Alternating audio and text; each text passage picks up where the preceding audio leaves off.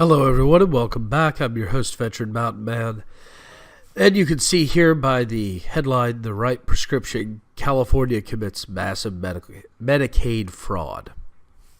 I want to thank Spectre.org for bringing this article to everybody's attention.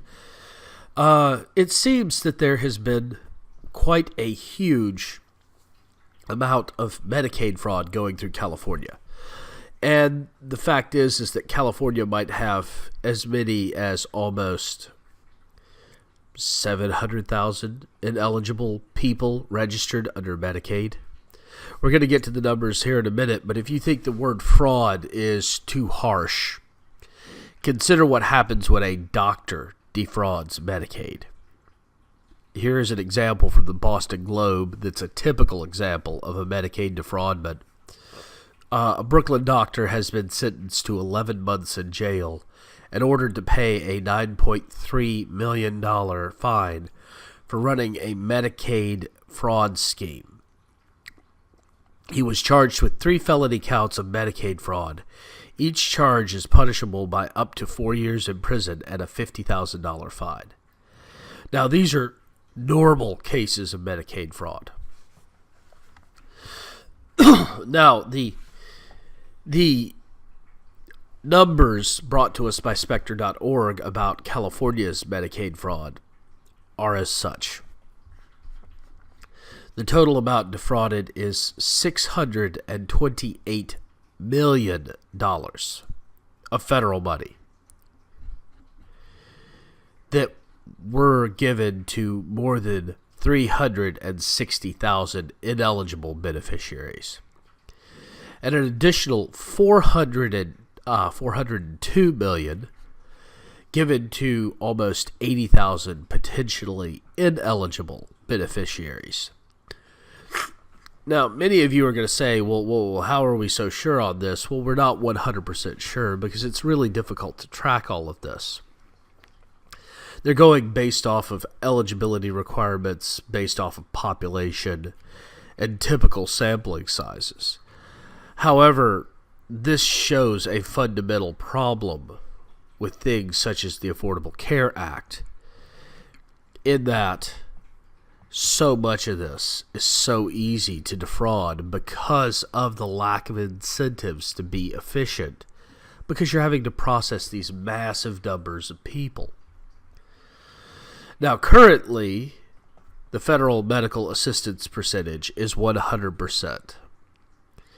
And in 2020, it's going to drop to 90%. But that doesn't mean that there's going to be a change in the fact that California is defrauding the United States in a major way at the moment. All the Medicare expansions to the states were required by law to ensure that new enrollees were actually eligible for the program. And steps must be taken to clearly be spelled out that these people are.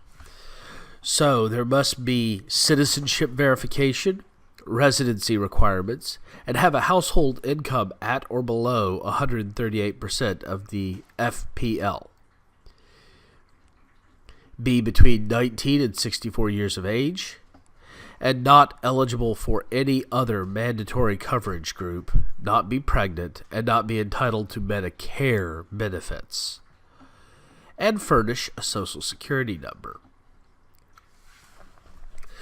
The problem is California isn't playing by the rules. And realistically, Oregon, Washington, and Pennsylvania, New York, and other places probably aren't either. And when you have this kind of loose-knit, I'm going to be sure that I make sure I did the right thing type verification system on such a massive scale, it usually doesn't work when it's government run. And the reason being is the government is horrible at doing this stuff.